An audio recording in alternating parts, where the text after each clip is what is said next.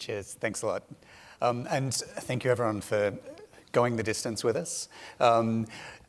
Natural capital is a topic that doesn't typically get the same amount of airplay as climate change and other sorts of issues. But what we want to hopefully discuss and unpack is the relationship to climate change, why natural capital is important, and also why a lot of the tools and topics that we've heard about today are actually super relevant for natural capital as well. So as we think about transition plans, the importance of policy, frameworks, incentives, tools, implementation, disclosure, and even markets for trading and credits, all of this relates to natural capital as well. So I think it's a fantastic way of trying to combine what we've heard today and what we've learned, and then also to expand a little bit to understand what it means in a different context and how related it is to value creation and the transitions that we need to take for climate change. So I'm thrilled with who we've got to unpack these topics with us. So thanks a lot for joining everyone today. And first, I just wanted to pass it to Will to provide a little bit of background, because climate change, carbon emissions, typically better known. If we look at natural capital, it can mean different things to different people. It's not a topic that everyone is typically as familiar with. So I thought it'd be fantastic if we could just expand on what natural capital is and why it's important. Yeah, thanks, Gabe, and big thanks to the organisers for the opportunity today. It's great to see the Green Finance Association going from strength to strength each year, and a fantastic collection of discussions. I think where I want to start, I guess, is just to remind everyone that if we're really honest with ourselves, nature is priceless. You know, that feeling when you dive under a wave, or when you walk through a forest, or when you climb to the top of a mountain, that's what it's all about, ultimately. However, natural systems also create a huge amount of economic value for our economy. And that's what we're trying to get at today, is to understand what that economic value is. Well, on the one hand, it's priceless and we all value it for its own inherent value. We also need to be thinking about how do we give it economic value in our economic systems. And that could be in a very practical sense.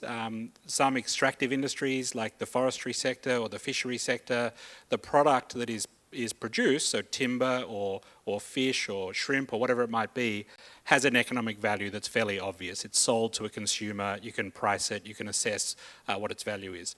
However, a lot of what nature provides is not at all easy to price or value at this point in time. The air we breathe, the biodiversity that exists in a rainforest, or whatever else it might be, the quality of the soil where your farm is, for example, can be very hard to put an economic value on.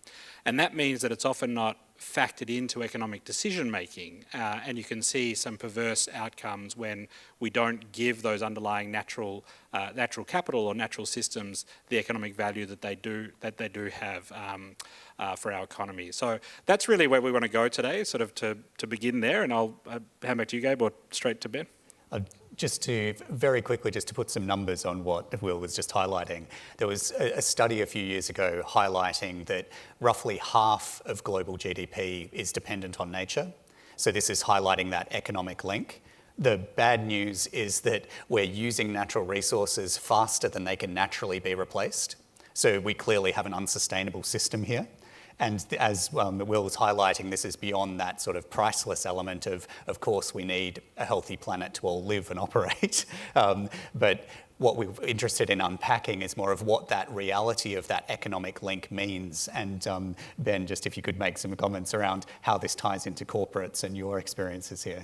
Yeah, sure. Thanks. And thanks very much for the invitation to join this event. I mean, half of global GDP, 100 trillion US dollars thereabouts, is linked with industries that are moderately to highly dependent on nature. So I think nature is an interesting term. It's quite loaded. It's a bit like sustainability, where it sounds great, you can relate to it, but you need to unpack it pretty carefully, because ultimately, if you think about nature or natural capital from the perspective of a business, you need to be able to ground that to some sort of decision, some action, some investable idea. So, as mentioned, we've got biodiversity. Clear linkage between certain sectors of the economy. I mean, agriculture, food and beverage, going through to retail, various sort of obvious linkages with fisheries, farming, and so on. But think about water. We throw water into nature as a provisioning service. Nothing works without water. Okay, so when we get towards valuations, you can't really think about nature in anything other than, as Will said, fundamental. It's just nothing works without nature. Actually, the oxygen that we extract from the air, this is pretty existential. The other aspect about nature, unlike climate, I mean, okay, you get emissions coming out of a tailpipe or a chimney stack or from various different activities. Nature is location dependent, which makes it fundamentally different to how you might deal with carbon or climate. There's no single currency, ton CO2 equivalent. You're dealing with different metrics.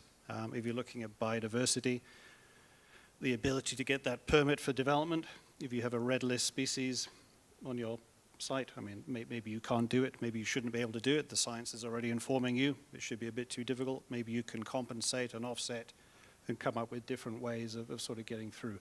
But the point is, you need to understand what's on the ground, and for a corporate, that sort of baselining, what is the baseline value at the project planning stage, getting into options and alternatives on a site location. Well, what if you have to develop the site that you've been given by the regulator, and if you don't develop it, because we've seen this in the agri sector and the forestry sector in many countries, your permit, your development rights will be taken away. So, there's some pretty fundamental issues, but sort of grounding this at the site level for a project, how you look at that through development, the kind of work that environmental scientists do. It sort of might end with something around TNFD or the strategy or the regulatory piece at that end of the scale, but it starts with field science. Okay, you need to understand what is there fundamentally. That sets your parameters really for what you can and cannot do. Okay, so pre-development, you need to get it right. And I think that the complexity that is being highlighted there and the location-specific nature of this analysis is critical. And the other point that really resonated with me there was you don't recognise the value of natural capital until it's gone. And water and availability here is a great example with TSMC, where you're a highly complicated, some of the most sophisticated manufacturing processes in the world, making microchips that almost had to shut down because of the lack of pure water as part of that process due to drought.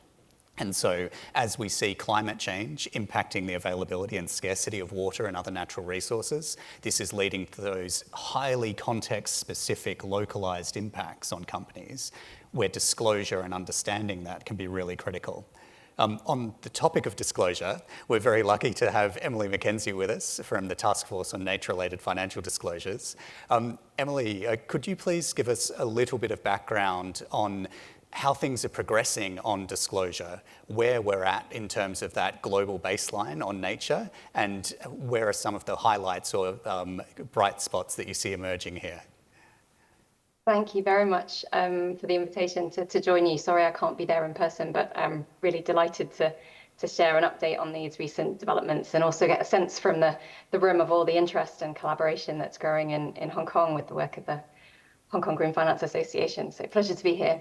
So I guess I see two things that are happening right now that are very exciting. The first is a shift in mindset, which I could hear from the previous comments about the relationship between business and nature. And the second is a step change in practical action being taken by both companies and financial institutions to get started with both assessments of nature and how it matters to their business, and then moving towards disclosure and reporting.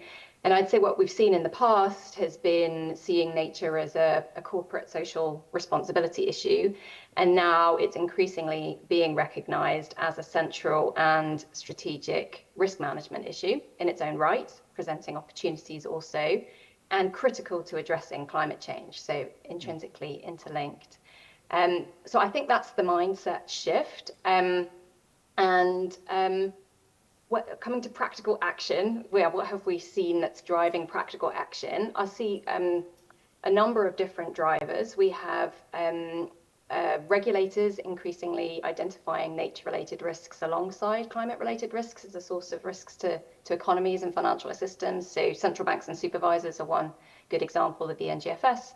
And then also seeing investors, and in particular large asset owners, recognizing nature risks in their portfolios and starting to ask for more information from companies and their investees and lendees how they're responding to the challenge. So those are the drivers, and the update from TNFD, obviously we've been working for 3 years now. We were established to try to address this gap, to provide a framework, just like TCFD did for climate, a risk and opportunity management framework and a disclosure framework. So we have the D for disclosure and R about reporting, but always emphasize it's about improving decision making, improving the resilience of strategy, improving capital allocation decisions, and rather than kind of compliance mindset. So yeah, we launched in 2021. The big milestone for us was a year ago when TNFD published its disclosure recommendations and a set of accompanying guidance to help organizations report and act on nature-related issues. And we've seen a lot of momentum since then, which is great. Adoption. So we announced back in January last year, 320 early adopters. Then in June this year, that had increased to 420 adopters. And by adopting, these mean organizations that are signaling their intention to start publishing against the TNFD recommendations. We know this will be like TCFD, sort of getting started and increasing over time. So it's just beginning the journey. And we'll be excited to see, we're making an announcement in a couple of weeks of a further increase in adoption at the COP16 in Colombia. So we're seeing a lot of voluntary adoption. It's particularly strong in Asia, which is really exciting to see. Over 40% of TNFD adopters are in Asia. And we're also starting to see TNFD reports come out. There's one already in Hong Kong with Swire Properties, and we're starting to give those illustrative examples on our website. So we're seeing a lot of voluntary adoption. But you also asked about that baseline. So I also just wanted to set the scene and how this is relating to standard setting. So we are not a standard setter at TNFD. Just like TCFD, we're a market-led initiative, a voluntary framework to get things started. But our recommendations are intended to be drawn upon by standard setters, notably the ISSB and GRI. So we've been working very closely with them from the very beginning, drawing on their materials as we develop the framework. And now they are looking to the TNFD and updating their standards. So GRI has already updated its biodiversity standard, drawing on the TNFD's recommendations. And the ISSB has also made clear it intends to draw on the work of TNFD. It now has a research project on nature. They call it Biodiversity, Ecosystems and Ecosystem Services. So they're thinking through the needs of investors for material information on this topic, going through their due process, and we're supporting them in doing that. So I think what we're seeing is this rise of an overarching framework, rise of voluntary adoption to get started and increase ambition over time.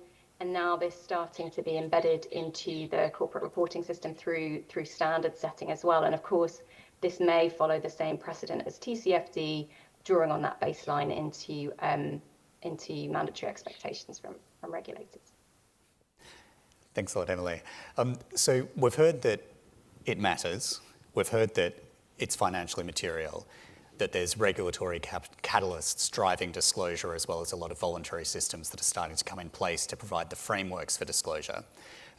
Within that environment of regulatory push on one side, financial pull on the other, what does natural capital mean for you, Alex, as an investor? When you're sitting there thinking about investment products, investment decisions, how does natural capital filter into that process and how does it get integrated? Again, thank you to GFA for organizing today's event. Been fantastic to hear different panels. Getting to the heart of it, I think what has been unique is if you listen to sort of every panel today, a lot of it is focused on implementation. With the climate, well, we are at a stage of maturity where it's about practice. With nature, one of the challenges today is people are, like to your point, recognize that it is important. But the question then becomes, what should be the right starting point? Challenges, I think, was mentioned by Will and Ben, whether it's on finding the right data aggregation, quantification, location specificity. But I guess the biggest challenge today is when we talk to a lot of issues that we invest in, their reply would be, we're trying to get climate right. We're trying to do our transition plans. And then now you're telling us about nature at the same time. How should we be thinking about it? So from our perspective, our We're still learning in the process, but we believe that sort of the best starting point in thinking about nature, it's really what Will mentioned at the start. How do you actually show the linkage between climate and nature? I'll give you a few examples. So 3 examples to think of. One is really, nature's highly related to climate mitigation. So if you think about nature-based solutions, its role, carbon sinks, roles in sort of removing emissions. That's, again, something that it's one clear linkage. And that clear linkage is nature and adaptation. So if you think about the physical risk impact that it can have on sectors like agriculture and food security, on water availability. There are, again, severe impacts that physical risk would have on nature. But at the same time, nature also serves as a solution for adaptation. So if you think about mangroves, for example, it actually helps offset against some of these climate hazards that can actually happen. So there's actually, again, another linkage there. A third linkage, I would say, is think about the dependencies of climate on nature. So if you think about EVs, for example, huge growth, huge important driver for transition, but the impact that EVs, in terms of critical materials that are needed for EVs, think about the impact that mining has on deforestation, on biodiversity. So while you're actually benefiting transition, there's actually harm on biodiversity as well. So really, again, thinking in terms of linkage. One final thing I would say is the existing synergies that can be leveraged. So if we're starting out on our nature journey, chances are you'd have done something for climate. You might have set up governance oversight committees to look at climate risk. Why not use that same committees to start looking at nature? If you've done a TCFD report, that same process is actually a great way to start thinking about TNFD. So this isn't reinventing the wheel, right? There's a lot of existing synergies that can be leveraged. Yeah. Thanks. And so that's probably music to Emily's ears that investors are saying it's not that much more work to adopt TNFD from TCFD. So we are definitely seeing those sorts of elements coming into it. And from my perspective, that link is critical. It's not dealing with any of these issues in isolation, in silos. It's trying to make sure that when we're thinking about natural capital, climate, it's actually part of a company's strategy. It's part of how you're thinking about risks and opportunities and how they're tied to your own operations. So the examples you gave, I thought, brought that out quite well. So thanks, Alex. Passing it on just to Lisa quickly. I'm very interested in your experience within ADM Capital and looking at how some of these risks, opportunities, and approach to natural capital is reflected in the sorts of investments and sorts of partnerships that you undertake in your role. Yeah, thanks very much, Gabriel, and thanks GFA for having me. I'm so sorry not to be there to support this event, but at least I can be here virtually. I'm happy about that. So ADM Capital is a private credit manager that's been lending across Asia for 25 years under an ESG integrated investment strategy. So we have a clear process relative to managing environmental and social risk. And that, of course, includes biodiversity and climate risk across our non-thematic Asian SME portfolio. And I want to talk a little bit about the distinction between our Asia private credit and our thematic lending, which is a sort of more recent initiative that we've undertaken. So we do manage our Asia private credit lending against an exclusion list and towards compliance with the IFC performance standards. And that includes PS6, right, which is guidance on biodiversity conservation, sustainable management of living resources. So that has been part of our ESG process, our management process, really since 2012. We believe that using IFC performance standards helps our borrowers manage their own risk, and it obviously provides some guidance in this transition to more sustainable practice that is being mandated increasingly by regulation and also international buyers. If you're looking in places like Indonesia, who are under pressure themselves and their own sort of net zero commitments and other commitments. So we see that there's regulatory and liability risk as well as sort of reputational risk for working with borrowers that don't adopt this transition and don't move to sort of better practice through this sort of transition process. So for us, managing ESG risk across our portfolio is integrated. It is a fiduciary responsibility, like managing any other risk, like our legal risk, financial, tax.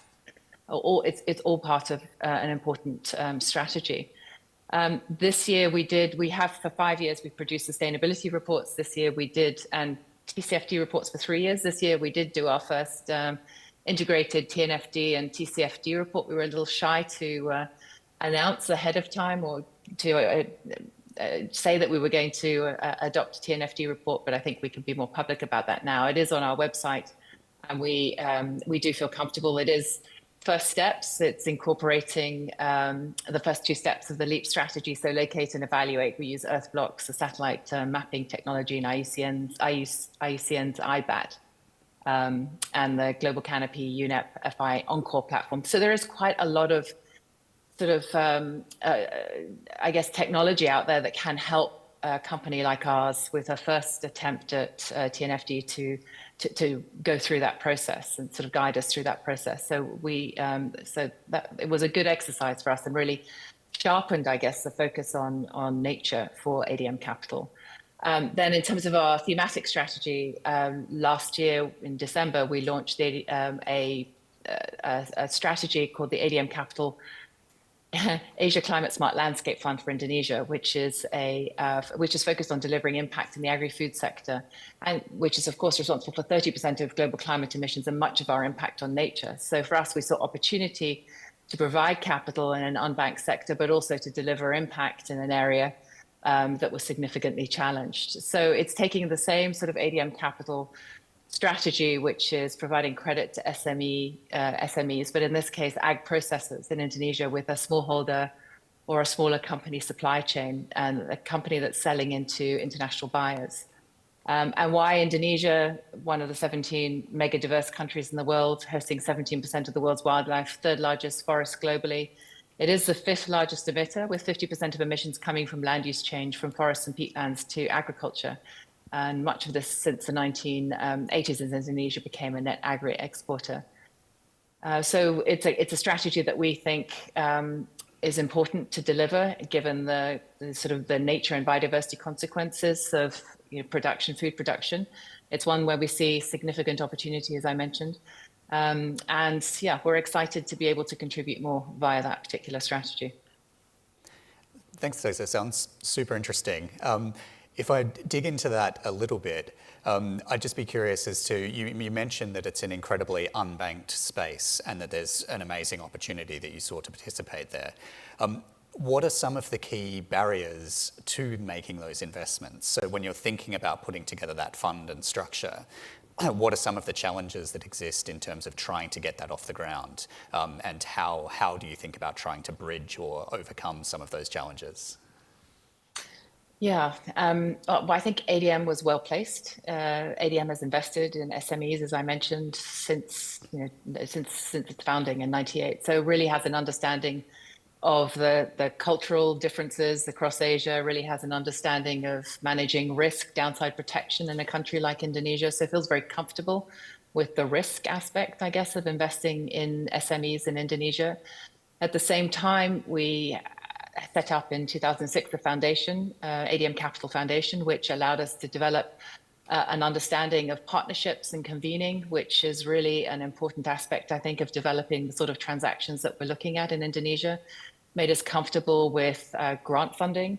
There's a TA, we have been able to generate some TA support to help farmer training, to develop some of the baseline work that needed to happen around some of the projects.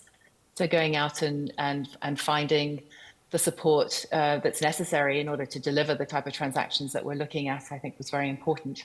But it's a sector that is largely unbanked because it's agriculture and it's not palm oil. Palm oil has no problem receiving bank capital, but the rest of the commodity sector in Indonesia is challenged by reputational issues, is challenged by access to credit just because of the perceived risk in the sector. And a misunderstanding, misperception perhaps of how to structure for risk in an agricultural context. So we felt comfortable to step into that arena to provide capital to companies that were gasping really after COVID and needed to be able to both achieve working capital but also growth capital so that they could take that step forward, improve their practices and continue to sell into international buyers. Super interesting. So the background, the context, understanding the market and having those partnerships to form the technical assistance and other components to help de-risk the transaction was critical to getting it off the ground.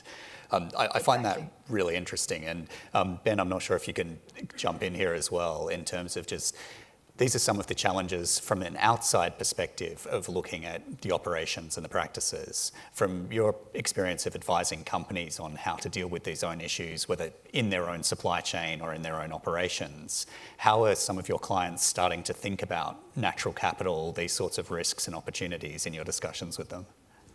Yeah, thanks, Gabe. Thanks, Lisa, as well. What I was thinking when Lisa was speaking here, maybe I'll also just take the chance to sort of put a little bit of additional context into the discussion, because I know that when we talk about TNFD, we think, well, it's come on the back of TCFD. It's it's sort of a burden. The financial regulators are all over this now. There's a lot to deal with. But I'd say in terms of nature, particularly the biodiversity side, there's a whole industry that has been around for, 60, 70 years, focused on nature problems and solutions. The conservation NGOs have been around in some cases for a century, and they've always been looking at nature, looking after nature, access to nature. It's the National Trust or TNC or Fauna Flora International. Nature's always been there very much on the agenda. It hasn't in the last decade and a half, I suppose, necessarily had the same attention as climate, just given the speed with which there has been movement from different players on the regulatory side around climate.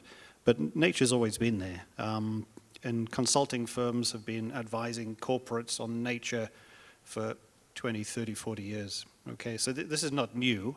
I'd say what is new, well, what is old is, as I mentioned, the sort of ecological baseline, the permitting, all of that side. It's been there. All corporates have sort of understood the need to sort of address those considerations. But it goes a lot more deeper. Now it's become a lot more strategic. So I think TNFD has sort of said, well, from a strategic lens, maybe not just the project development lens, getting the permit, strategically, how do you deal with offsets? How do we decide if you can't really develop that land, and what does a compensation package look like? The interplay increasingly now with climate is much more prominent. I think New York Climate Week is now New York Climate and Nature Week, whether that's official or not, but the feedback, the things I've been hearing and reading, nature was all over that. You've got a whole biodiversity and nature agenda that is thrown in there, and quite frankly, it makes the content a bit more interesting. But the other dimension there is on the human rights side. I mean, you're talking about natural systems and lives and livelihoods. You can't talk about water from an industrial perspective and access and affordability without understanding at the catchment level what the levels of reliance are. A data center might need more water for its processing, or a semiconductor company, but there's only so much water, right? And at the same time, we're trying to deal with sort of adaptation, increasing flood and extreme climatic events. So, we've got all of these tensions, but you can wrap them all up together. So corporates exist to generate investment returns. I mean, that's what the capital markets are for. There's constant pressure on borrowing and making sure that every dollar is well invested for a return. But with that, all of this risk comes with it. So I think from the strategy perspective, corporates are going to be looking very, very carefully at what does this mean for us. The engagements we've been having have been with companies that have a very good idea of what it means for them already, maybe in terms of biodiversity or in terms of some other aspects of nature. Huge increase in the number of inquiries from organizations that they know it means something, but can we help to work it out? It's a bit like ESG or sustainability, and you've got to unravel it and find out what is material. Yeah. You would need to understand materiality. You need to understand where you need to focus. It's the same with nature. If we talk about nature, it resonates. We can all relate to it. It's important. We know it is. But at the corporate level, what does it mean? So I think that's sort of where the discussions are going. A lot of hand-holding. We're doing some pretty interesting work helping companies to find out the answers to those questions, and we're educating ourselves as well in the process. Two quick follow-ups to that. You mentioned that companies are becoming more strategic in their response to biodiversity, nature loss. What do you think is driving that? Is it the same sorts of things that Emily was highlighting, where you've got more of a focus on the regulatory side? Is it investors like Alex and Lisa who are sitting there asking more questions? Or is it a sharper focus on financial materiality of seeing how these impacts can actually start disrupting supply chains or influencing valuations? Yeah, look, I think for any topic where a business can read about it on the front page of mainstream media, then they know they need to respond. So I think it's just the overall prominence, climate events and nature is very closely affiliated, right? So it's topical, it's relevant, it carries strategic risk and opportunity, so it needs to be understood. So the unraveling, but certainly the regulatory side of things. I mean, look, there've been environmental regulators for a very long time, but when the financial regulators come in and put pressure on the financial institutions and raise the ante, what do we expect from you guys? The real economy responds, because if there are conditions linked to capital in terms of green, social, sustainable financing or whatever it might be, or if the regulators are threatening penalties, and those penalties might become sort of increasingly punitive, companies will respond. Companies are full of, they have risk functions, they have compliance and legal functions, a lot of minds and great people who are looking at what does this mean, how do we position, how do we respond, and it's competitive. So the regulatory side, massive. I think even the non-regulated sort of disclosure side is huge because the investors will be there. The NGOs have got more currency. We're not doing a great job ourselves as a species in terms of stewards of the planet. And I think what we're learning from an awful lot of failures, I think that sort of the tolerance of allowing it to continue is diminishing pretty rapidly. So companies that can position best will benefit. I think they know that. Yeah. And then building on that as well, and going back to one of Lisa's comments about the partnerships in the supply chain and understanding the markets. Ben, you mentioned that gentlemen like Will and his organisation have been around for a while. This is nothing new. Will, I'd be really interested in some of your thoughts and views here around if you're looking at these sorts of deal structures. Yeah. Is it the same sort of activity that has been happening 20, 30 years ago? Is there a different flavour?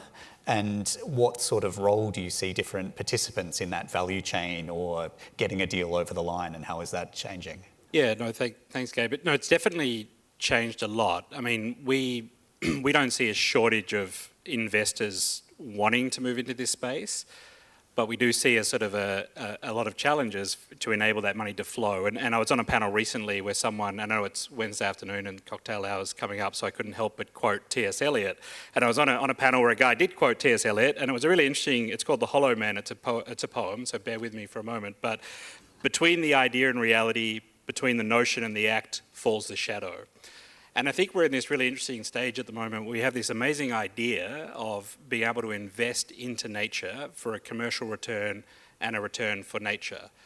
But there's a big gap between that idea and that reality at the moment. And so that's where NGOs can sort of lurk in the shadows. We can be the ones that can help to kind of shed light on what that opportunity could look like to pave the way and hopefully attract others, particularly private capital, to come in and take it to scale. And I can give just a couple of quick examples where I think we've sort of played this role, never alone, and that's where it's really interesting. I mean, full credit to ADM Capital and others who, as private investors, have chosen to lurk in the shadows as well and shed light, because it's not easy, as Lisa said.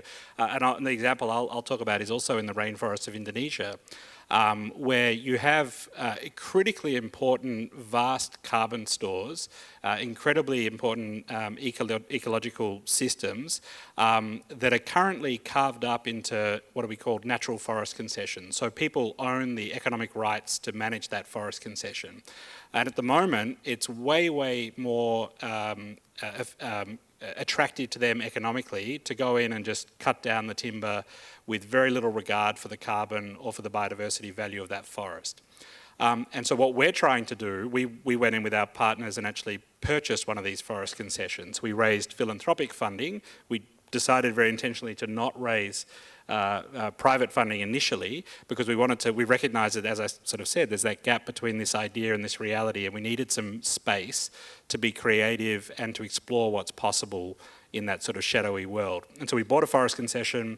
We're now working at how do we price the carbon value of that forest? How do we price the biodiversity value of that forest? and bring those two things together along with the sale of timber as well. So 3 potential revenue streams: carbon, biodiversity, and timber, to show that it's possible to manage this timber concession, this forestry concession, in a much more sustainable way that creates habitat for orangutan, that keeps the carbon stored into the landscape.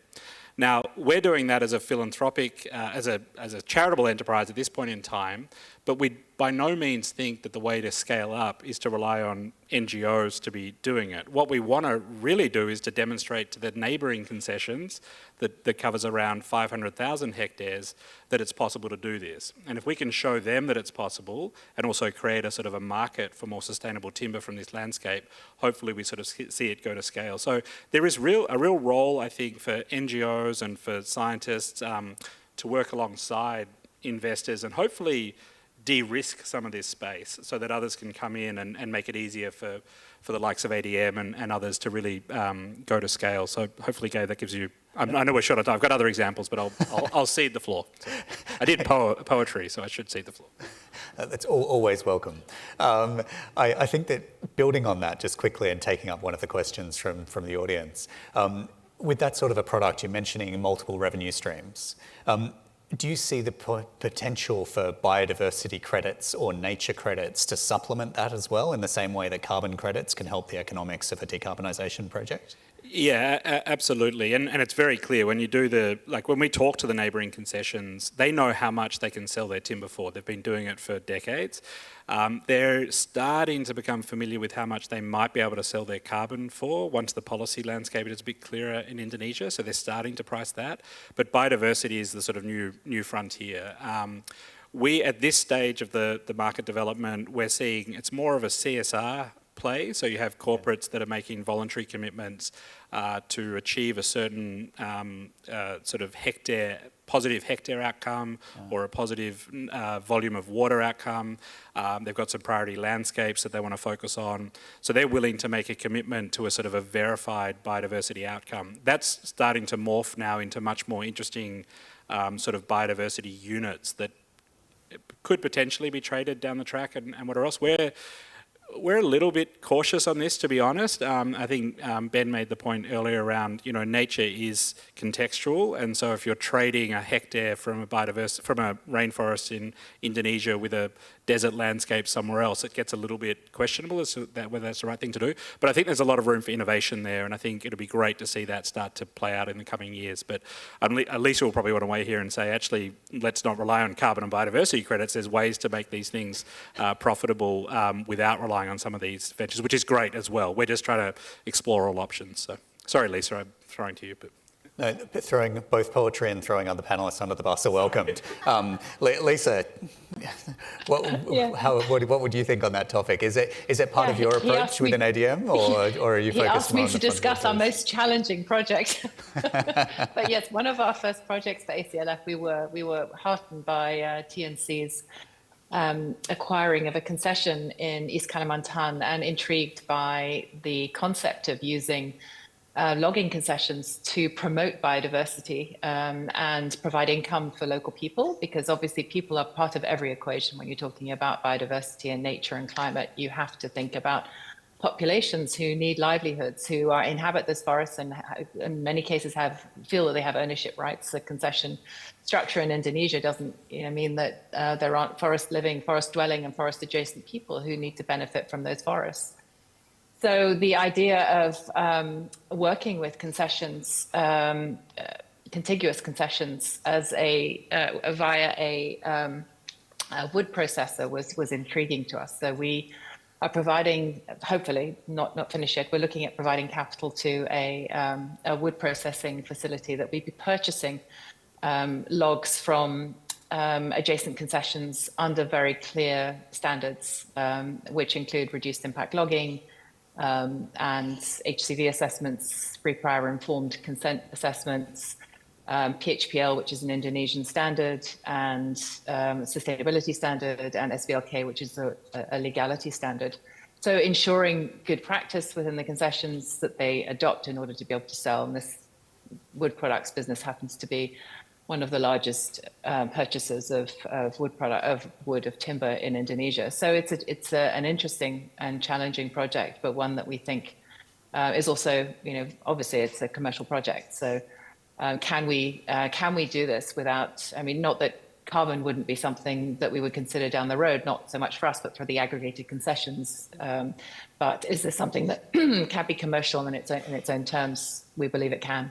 So the carbon market in Indonesia just is uncertain yet. So we can't bank on that. We're not banking on carbon for any of our projects. We're thinking, that these projects need to be commercial and stand on their own 2 feet. And in the future, carbon could definitely be a way forward. But back to your question about partnerships. Partnerships, I believe, in these projects are absolutely critical. And we're not experts in biodiversity. We're fund managers. We're not experts in communities. Yet biodiversity is an important part of the equation. Promoting biodiversity is an important part of the equation. As a communities, they need to be sort of integrated in some way into the whole sort of investment thesis. They need to be part of the equation. For us, it's the sort of the model of these types of natural capital related projects looking forward. And so NGOs are a critical piece of the puzzle. So critical piece, partnerships, but don't expect natural credits coming to a store near you anytime soon is the takeaway. Or we will. I think you'll see pioneering examples starting to come through, but I think it's I think it's probably a little further off. It's still very nascent. What's the driver of demand fundamentally? And hopefully people are hoping that TNFD will be one of the drivers of demand for high quality sort of nature investments, whether that's a credit or an offset. That's still a bit questionable. But yeah, I think there is questionings about where that demand's really going to come from at the moment. So proof of concept versus scale. I think so at the moment. Okay, great. Building on that, and TNFD being a potential source of demand and the importance of partnership and collaboration in this space. Emily, how are you using partnership, collaboration, and these sorts of networks to try and drive adoption of TNFD? You mentioned there were a lot of people who have signed up. How are you thinking about these sorts of partnerships with further development, iterations, rollout, and capacity building? Yes, thank you. It's been absolutely fundamental to the way we've worked in TNFD from the beginning. So the history is that we developed the TNFD's recommendations and guidance through a very collaborative process over the 2 years. We were brave enough to put out things we thought were good enough for feedback every 3 months, and we followed that kind of software analogy of a beta release. So we had tens of thousands of pieces of feedback, and we had 240 pilot testers that help us develop that guidance that Lisa referred to, the LEAP approach, which was really important for making sure that what we produced was practical to implement and building from what people already knew for climate. So it's been a really important part of our DNA, also with the science and standards community. So we have 20 knowledge partners who are really critical to our development to meet our principle to be science-based. So that's really fundamental to how we work, and it will be increasingly important going forward. We have regional consultation groups who are being established around the world that are helping to bring people together by geography, and sometimes by country or by region, to share ideas. And then the other governance, part of our governance that's been really helpful has been something called the TNFD Forum. So I think we now have about 1,600 members of the forum. So that's sort of almost like the gateway in before you move into maybe adoption of the recommendations, would be just a way to be part of a community that wants to learn, wants to contribute. We run webinars, we have focus groups and run surveys. So it's a way of both learning from each other. And we're going to start to add more and more content on capacity building. So we already have something we call TNFD in a box. Like everything we do, it's inspired by TCFD's wording, but it's a set of PowerPoint presentations that organizations can use, or they can bring in consultants to use to build awareness internally. And we're now working with another organization, the Cambridge Institute for Sustainability Leadership, to develop even deeper kind of capacity building materials that can be used in trainings and report preparer forums. So we will be announcing that at COP16 and starting to put the materials out. I think they're going to be a set of modules out by the end of this year. And then we'll start to run train the trainer events next year. So we see this as really important because we're raising awareness through the consultation groups, the TNFD forum, but now seeing organizations wanting to get deeper into particular topics. And I won't go into the details, but there are some frontiers of our guidance development that we're still working on. I just wanted to briefly mention, the first is sector guidance. So making this real by sector is proving incredibly helpful. So we already have a first set of priority sectors that include many you would think of, like food and agriculture and aquaculture and so on, but building that out to the high impact and dependency sectors. And then also, I know you spoke earlier in this event on transition planning, for climate transition planning. So we're actually now working on nature in transition planning. We're looking at nature in its broadest sense, working very closely with GFANs who are looking at nature in net zero transition plans. So again, that's a very highly collaborative endeavour to make sure we enable that integrated climate nature approach that many have emphasised, and to move into this discussion of how to put these practical transition plans together to shift towards shift towards action. So we'll be putting out the first draft of a discussion paper on that later this month on the 27th of October, which will go out for consultation.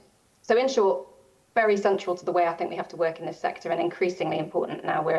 We're pushing on the frontiers of some of these important topics and ramping up, supporting the ramp up of the number of organisations that are getting started and deepening their understanding over time.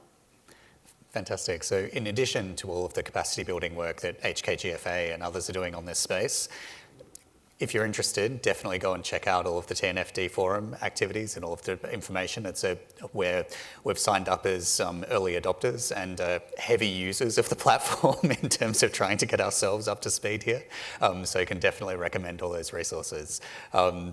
If we've only got a few minutes left, I wanted to pick on a few more questions that people have asked here. And I think it'd be helpful to try and combine a couple of them. So there are some examples where we look at elements like mangroves, which were highlighted, which is clearly a link between nature, adaptation, mitigation, and conservation. So you've got a fantastic trifecta of positive contribution. Are there examples where those sorts of trade-offs, or there are trade-offs, and it's not as naturally aligned with other climate action and other initiatives that need to be navigated as part of nature? So if we're thinking of nature-based solutions, what are some of the complexities or challenges that could constrain the adoption of those opportunities? Who wants to jump in? I think maybe the thing I'll say first is that what we're realizing, and to Emily's point, as we go through some of the capacity building, one of the first things that we really need to do is to show people that you don't have to do something new. You might already be doing some of these. So what we realized with a lot of issues that have issued green bonds, even though it's for mitigation purposes, they might already be addressing some of the biodiversity benefits as well. So to your question about risk as well, I think that's the starting point, right? With TNFD as well as TCFD, the first thing really is how do you actually understand what's the most financially material risk and opportunities? And more often than not, it is that same sort of initiative you're doing. It might have benefits on mitigation, but at the same time, what are some of the risks that you're causing in biodiversity? So really, again, like using that linkage as the starting point helps quantify to some of these risks. Yeah. And Will, you I would just say one of the other trade-offs, and Lisa alluded to it as well, that you have to be very sort of conscious of is the potential perverse outcomes for people. And so when you're designing an investment into nature, you should first start by thinking who are the people who depend on that nature, who live nearby. That could be, you know, we often think of kind of a small village community or whatever else, but it could also be an urban community. We do work here on the northern part of Hong Kong, up in Deep Bay, and they've got I think, 300-year history of oyster farming, and we're wanting to do a shellfish restoration project in Hong Kong. We need to start by thinking, what do these people want from this part of the seascape? What are they currently doing? So starting there, so that you're not ploughing ahead and potentially causing unintended social outcomes. So thinking about those trade-offs very early on and trying to put those communities at the centre of the design and the decision making is definitely going to get you better results in the long term, but it does add another complexity. Just one quick anecdote, when we got free prior and informed consent from the communities that live around the forest that we acquired through our partner in Indonesia, that took about 6 more months into the process than what it would have through a normal commercial transaction. But we think it sets us up for much better success in the long term, because those people are then benefiting, they're bought into the process. It led to really good relationships. When we turned up and started wanting to operate, they approached us and said, we're owed $60,000 from the previous logging contractor because they shot through without paying their contracts. And because we had a good relationship, we were able to sort of negotiate and figure out a way to make sure they got paid. But it just avoided that conflict that would have otherwise happened. So, yeah. Fantastic, thanks, Will. And unfortunately, we are out of time. As a very, very quick summary of what we've been discussing and recap, I just wanted to leave everyone with the points that more than half of the world's GDP depends on nature. It's inextricably linked to human life and economic activity and climate. It's highly complex and context specific when we're thinking about these sorts of issues, but there are emerging solutions and some really innovative practices that are being part of this. There's some fantastic partnerships, disclosure frameworks, and other initiatives that everyone can be part of. And so feel free to look up people on the panel and find out more about what we're doing in different areas. Will's got some fantastic stories that he can regale you with later over some of the more complex and innovative projects that they're doing. More poetry, though. Maybe, depends. And also just to finally, just to highlight that this is strategically important for companies. We're seeing responses from corporates, regulators, investors. It is seen as financial materially. It is a topic that we care about and need to be considering in part of just fundamental investment decisions. So thank you very, very much for the panel.